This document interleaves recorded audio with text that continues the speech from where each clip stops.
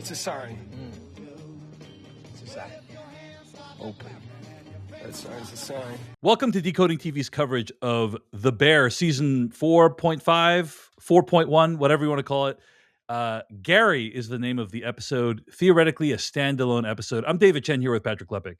Now, before we talk about what we thought about this episode of The Bear, which was surprise drop last week, I thought it'd be worth talking about why did they surprise drop an episode of The Bear? Now, no one knows for sure, but Miles McNutt over at the Episodic Medium newsletter, which is a newsletter I strongly recommend for anyone who loves television, has a really strong theory about it.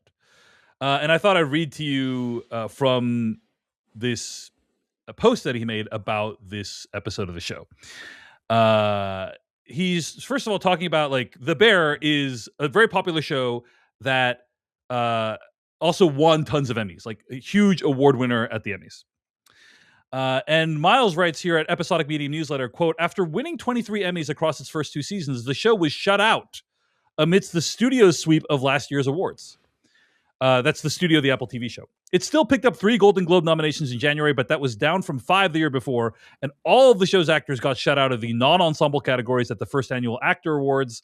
There's a chance that the show returns to some of its technical category domination with season 4 with the studio absent. But before this week, I doubt anyone would have predicted The Bear to win in any major category, even if inertia nominations are guaranteed for the show. Its leads, supporting actor Eben Moss-Bachrach, and guest star Jamie Lee Curtis.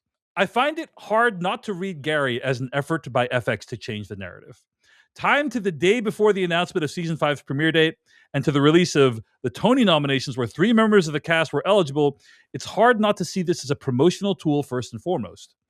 Sure, all 3 of them went unrecognized by the Broadway League if that was ever the intention, but the release still puts the show and its stars back in an Emmys conversation they've largely been forgotten from.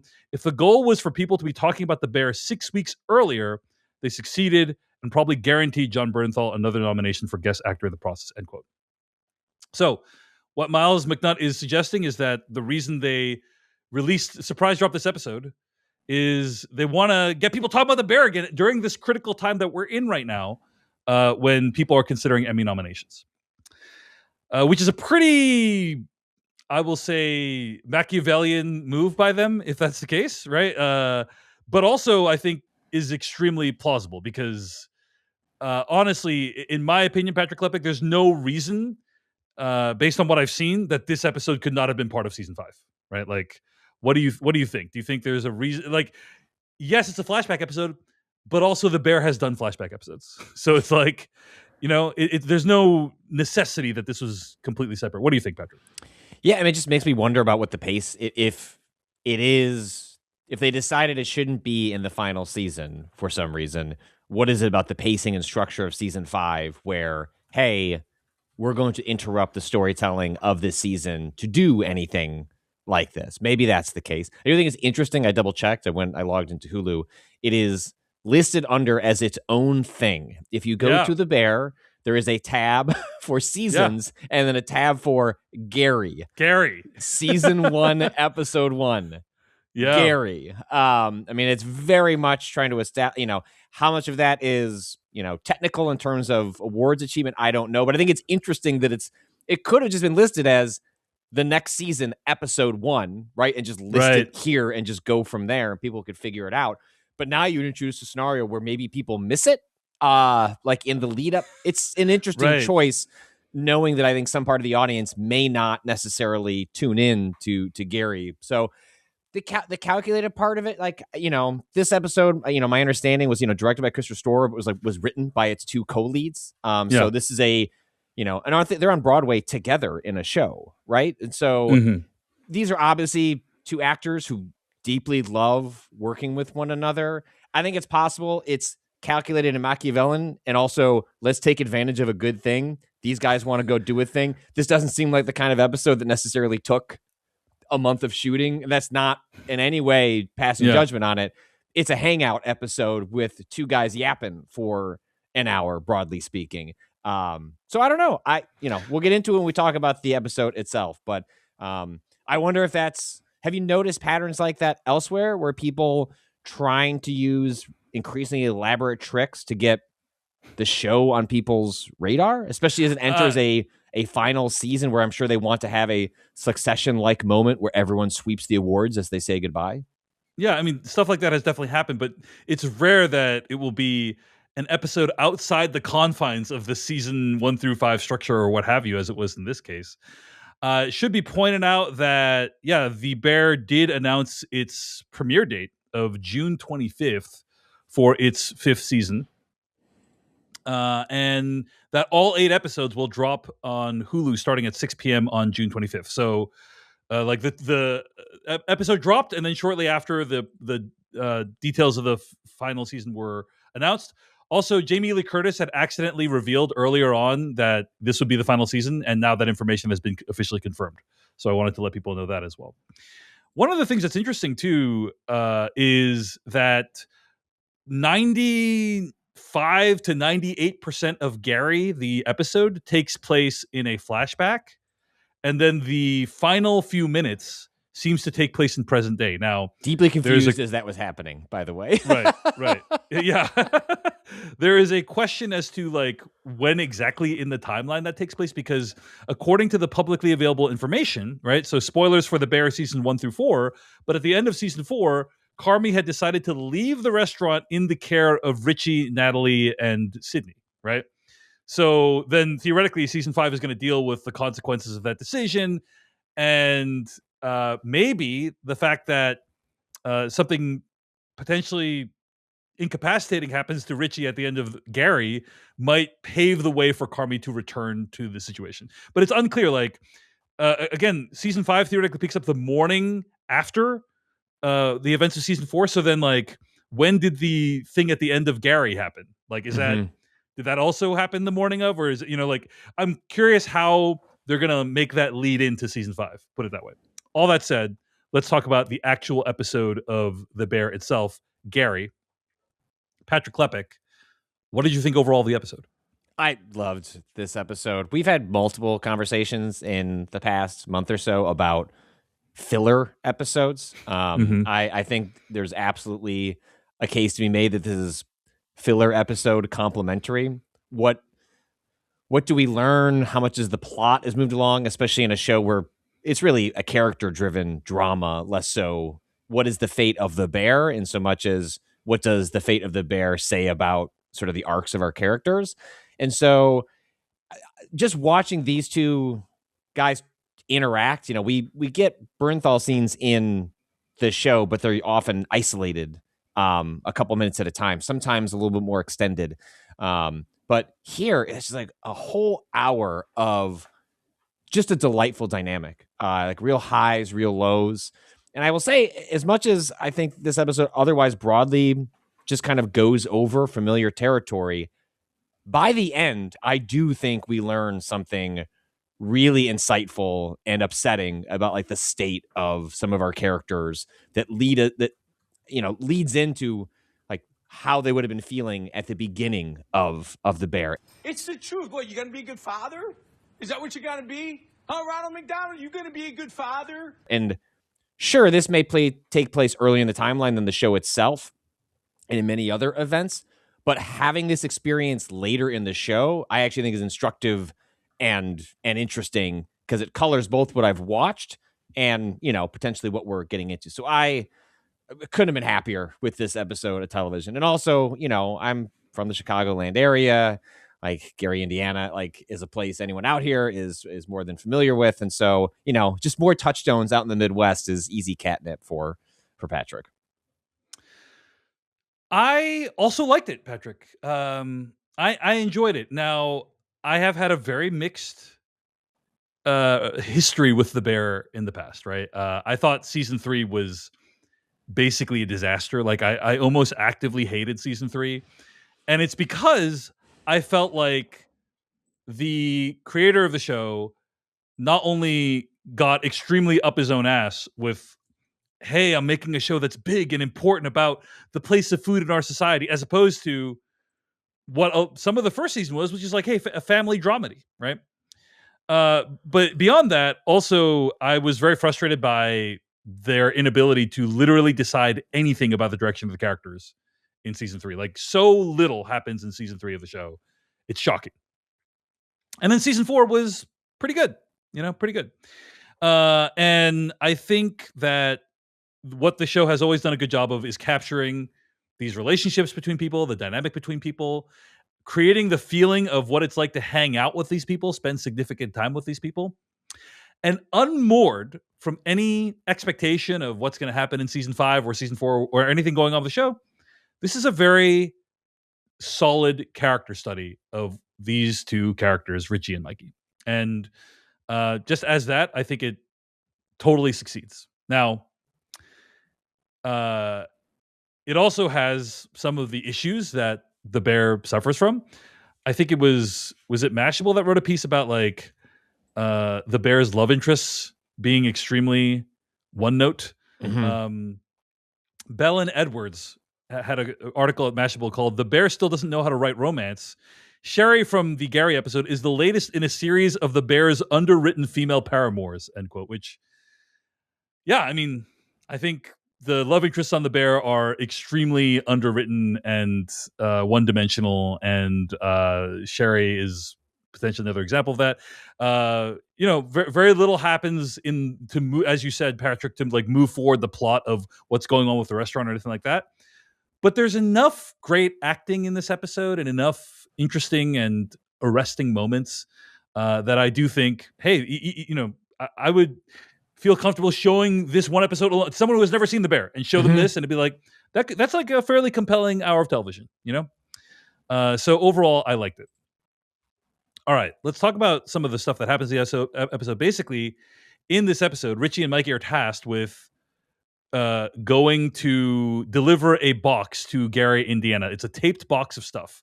It's almost like literally a MacGuffin. Now, Patrick Klepek, they're driving theoretically from Chicago to Gary, Indiana. Is this a drive you've ever made before?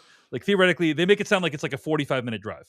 Yeah. I mean, if you're out in the Chicagoland area, there has been an ongoing fight over where the new Chicago Bears stadium is going to be. It is not going to be in Chicago. It is either going to be 5 minutes from my house or in basically Gary, Indiana, Hammond, Indiana, but whereabouts. And part of the reason the Chicago Bears could relocate to northwestern Indiana is because from the suburbs, it is broadly the same distance to get to the Chicago Bears stadium downtown than it would be to drive to a new stadium in Northwest Indiana. So it is a very common spot, and Indiana is Indianapolis is not that far from there. So the idea that it's basically, an hour-ish drive is very familiar to anyone from the area.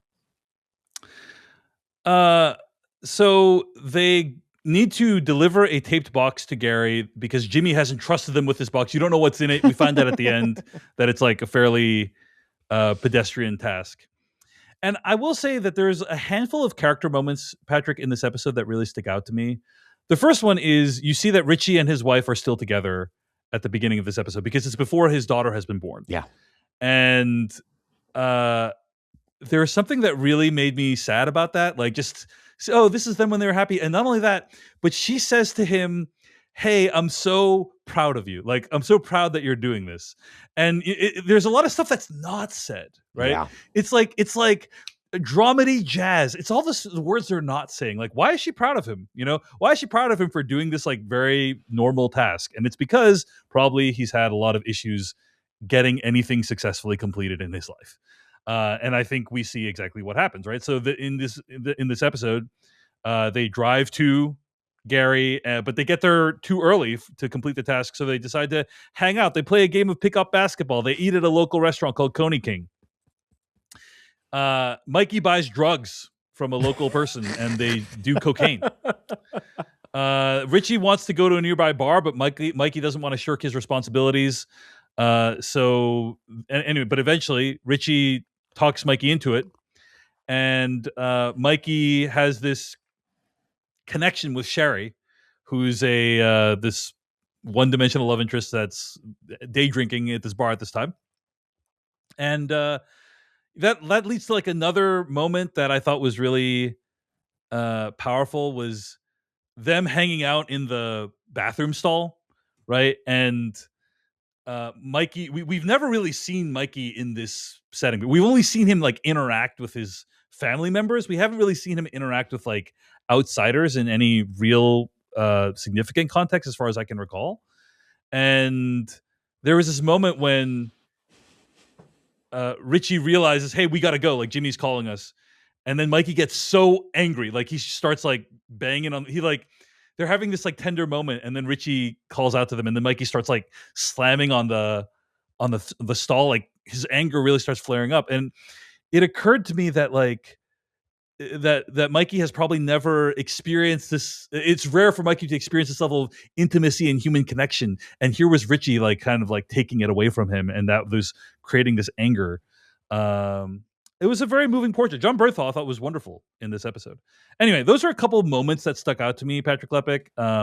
Any specific things, any moments or things that stick out to you? Yeah, I mean, it's that, and then the exchange at the bar at the end that are just incredible moments, because I think it helps paint a picture of, we knew Mikey was in a dark place, right? Obviously, it's like the shadow that casts itself over the entire show and the state of many of our characters. But this episode in particular really drives home what it was like to be around Mikey at this time. And you understand on one hand how the man sweeps into a room and becomes like the center. How these two pair off with one another, in which they've never been to Gary, Indiana, and suddenly this bar is ready to put their pictures up on the wall. You see how it happens, and then to see the crash and how the depths of the targeted attacks against Richie. It is so personal. It is so vicious. It takes advantage of a lifetime of knowing one another, to know their insecurities, to know what hurts them, to be able to twist the knife that deep. And that alongside all the things that Mikey knowingly did that day. Let his phone's battery die out. Never made the phone call. Like, didn't prioritize getting back. Like, as soon as they talked about, make sure you leave before the train arrives. Like, okay, well, I know. I don't think that's Chekhov's train probably going to arrive soon. Can't call it foreshadowing when the shadow is as black as black on an OLED screen. But all that ended up really working for me. Like, these types of moments are, I think the Bear has done a pretty good job of trying to take advantage of flashbacks that don't feel like, hey man, everyone loves Mikey and John Bernthal. Like, I think it's done a pretty decent job of not overindulging in that. So when it does here to excess, it's like, well, what in service of what? And sure, it's in broad strokes, a lot of what we already knew, but it's long, extended takes where you are forced to sit in a lot of really dark, uncomfortable moments, and that worked for me. I think that, especially, I'm not a huge fan of the cut at the end to the present day. I think it's confusing, and I had to like rewind and then look up, like, did I just see a scene from the new season? I don't think that part worked well, other than to just drive some discussion on what is clearly going to be a major plot point in the upcoming season. But like, absent that, I just liked being around these characters, as upsetting as those final moments were. And I think it really, that combined with, Richie, being around his wife, as you said, I think it colors the journey that all these characters have gone on. And to experience it now, as opposed to any earlier, I think does actually a pretty great job of setting the stage for the final season. And that's absent the idea of Richie being in a, potentially catastrophic car crash. Just, hey, this is what this show has been about, is this moment. And like, this is how bleak it got. That worked for me. That was an hour of television that I'd take any day of the week over most plot advancements. Yeah, I think that some things that this episode serves is, number one, it illustrates just how much of a fuck up Richie was before the events of the Bear, right? And one of the most compelling aspects of the Bear is the concept of Richie finding some kind of peace and purpose within the confines of a high-end restaurant environment, right? That like having this like regimented lifestyle like gives your life a kind of purpose and direction that you might not have otherwise. And there's something very powerful about that. And then number two, it complicates the Richie Mikey relationship, which I think we've always thought of as like a brotherly love kind of thing. But now we realize, oh, there was actually some really dark elements to it. You see the depths of their descent into kind of this substance fueled situation where they fail to accomplish anything that they set out to do really in a timely fashion. And also you see how vicious Mikey can be to Richie and how personal it can be. And it's a true fact that the person who cares about you the most often knows you the best and therefore knows you at your worst. And that is something that's vividly illustrated in this episode at the end. Let's just talk briefly about the cut at the end. So first of all, I saw some people interpreting this as Richie, as like the ending of the episode as Richie missing the birth of his daughter. I don't think there's enough textual evidence to indicate that. I think it's possible though. It's possible because his wife is kind of going through it earlier in the like on the phone call, going through it, and there's some labored breathing and all that stuff, and who knows? And he did get stuck behind the train, but we don't actually see what happens or the consequences of any of that stuff. So, but just wanted to acknowledge that theorizing is out there. Cut to present day. Richie's sitting in a car.